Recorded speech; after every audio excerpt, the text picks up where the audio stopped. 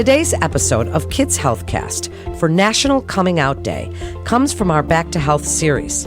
Back to Health features conversations about trending health topics and medical breakthroughs from our team of world-renowned physicians at Weill Cornell Medicine.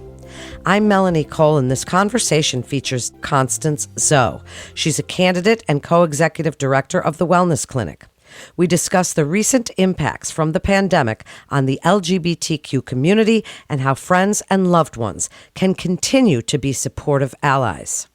Connie, I'm so glad to have you with us today. Such an important topic. Tell us a little bit about yourself and the Wellness Clinic at Weill Cornell Medicine. How did that come about? So I am a fourth-year MD PhD student at Weill Cornell Medicine, currently working on my PhD at Rockefeller University, and I am one of the co-executive directors of the Wellness Clinic. The Wellness Clinic came about in the summer of 2017 as an initiative between a board of 8 medical students, and after laying the groundwork for 18 months, we finally were able to open our clinic doors last year in March, and we've been doing our best to offer culturally competent patient care ever since.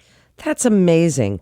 So tell us about the importance of World Pride Day and the march for the LGBTQ plus community. We've seen virtual Pride celebrations in other boroughs, but how difficult is this year as the community is unable to celebrate and express themselves as publicly as they normally do this time of year? And why is it so important, Connie, to come together as a community and support each other at this time? Well, I think that the World Pride Day and the Pride March are incredibly important for the community. For me personally, growing up in a conservative family, there was always this narrative of, why did these people have to be so flamboyant? Why do they have to be so loud and in your face? But for a lot of us, we don't live our lives feeling celebrated. And I remember the first time I walked a street in New York during Pride Month and feeling so overwhelmed with visual reminders that who I was okay. I once had a mentor who said that for queer and trans people, self-care and joy are radical. I remember just having that environment of seeing all these flags and seeing all these signs and even being in the parade and seeing people cheering, families, parents. I think that was really, really important for me. In terms of this year with COVID-19, there are a lot of virtual Pride events, and you're right that they're not as public as they otherwise would be. However, I don't really see the virtual Pride events as being a bad thing. I think that in-person Pride events historically have not been very accessible to people who are disabled. And I think that hopefully this year sets a precedent for a range of more inclusive Pride events in the future. I couldn't agree more, and they can actually be global in a way now that they couldn't and reach other countries. And as you say, people with disabilities or people who couldn't attend those rallies.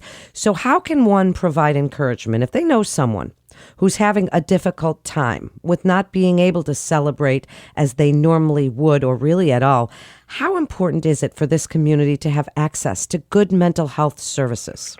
Well, I think that the primary way to provide support in terms of family members and friends is just to let them know that you're there for them. And I think that goes not just for Pride Month, but just year round. I think that this community, the LGBTQ community, does have a complicated history with medical professionals, and there are a lot of reasons why LGBTQ patients are often mistrustful of the medical profession. This definitely goes back as far as historical pathologizing of LGBTQ identities, but is still perpetuated today by microaggressions, such as misgendering patients, making assumptions about their identities and their behaviors, as well as just meeting and interacting with physicians who seem uncomfortable working with queer and trans patients, which I understand because our medical school curriculums have not historically prepared us to do this.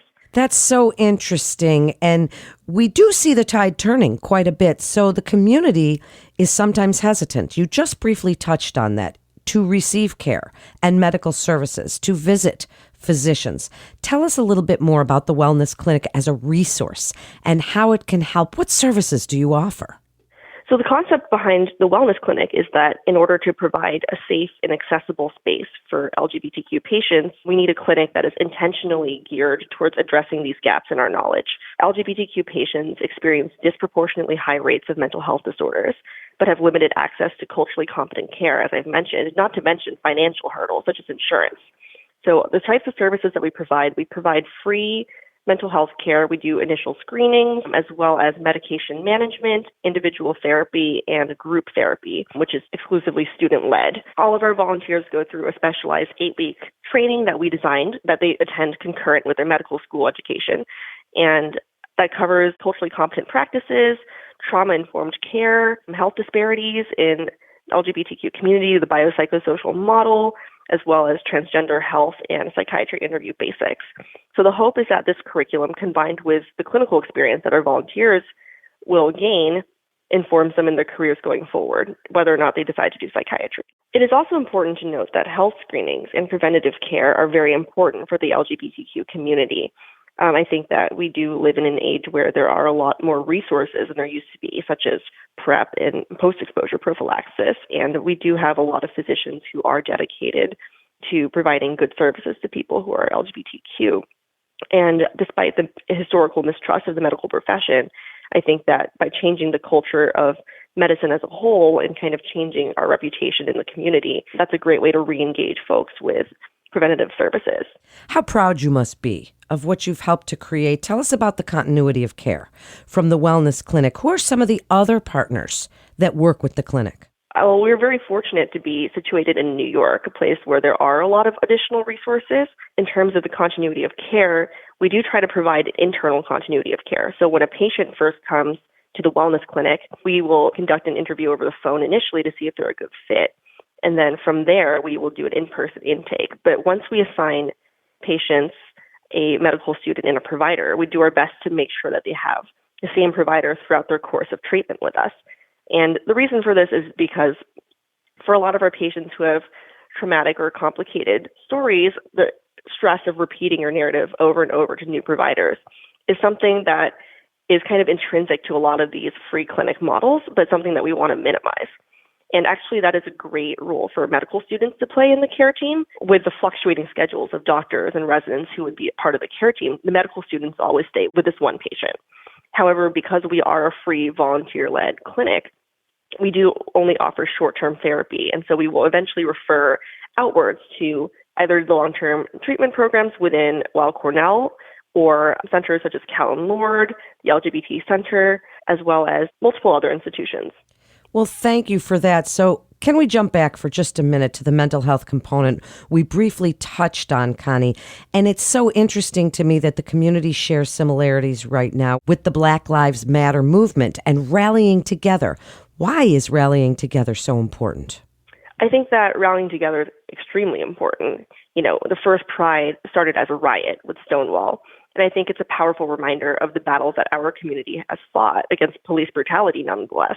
The first punch and the first brick at Stonewall were thrown by a Black trans woman and a Black butch lesbian drag king, which is something that is little known. And I think that the gay pride movement has kind of advanced very quickly in the past few decades, and we've had a lot of victories. However, we need to rally for intersectional social change and stand in solidarity with movements such as Black Lives Matter. I don't really believe that you can have queer liberation without having Black liberation and having true equality for people of color. And within the Black Lives Matter movement, which is centered, disproportionate violence against people of color, there is something to be said about the fact that trans people of color are often the most disproportionately affected, and that these cases are often the least publicized. Black trans women, in particular, are, very at risk. They don't have access to a lot of basic services, and at the same time do experience disproportionate violence, sexual assault, and also police violence. So I think that it's sad that we won't get our one allotted month of celebration. And as a queer person, that is something that I will miss this year. But I think that actually this is a great time to take a step back from kind of the parade and the celebration to really reflect and refocus on the fights that we have left to fight. Connie, this is such an important topic. Before we wrap up, do you have any resources for those within the community to deal with everyday stressors?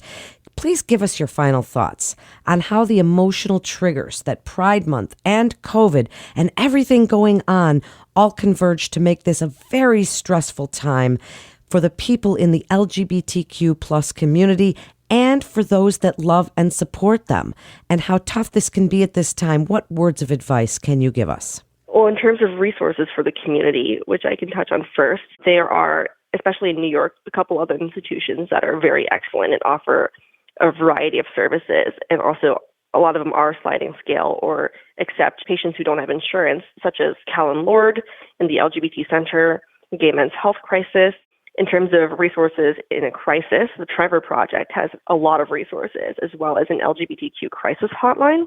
And there's also a new trans lifeline, which is a suicide hotline specifically for trans folks. In terms of family, GLSEN, GLAAD, PFLAG, these are all really great resources for both community members and their families and loved ones to really, learn more about the issues in our community as well as best ways to be supportive.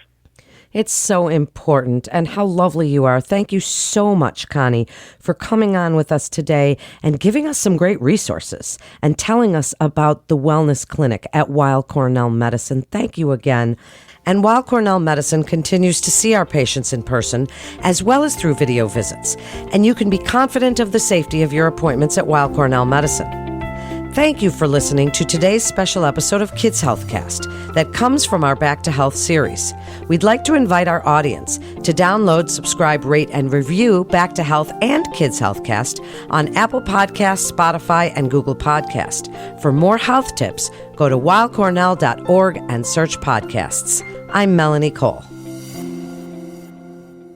Back to Health is your source for the latest in health, wellness, and medical care for the whole family. Our team of world-renowned physicians at Weill Cornell Medicine are having in-depth conversations covering trending health topics, wellness tips, and medical breakthroughs. With the spotlight on our collaborative approach to patient care, the series will present cutting-edge treatments, innovative therapies, as well as real-life stories that will answer common questions for both patients and their caregivers. Subscribe wherever you listen to podcasts. Also, don't forget to rate us 5 stars.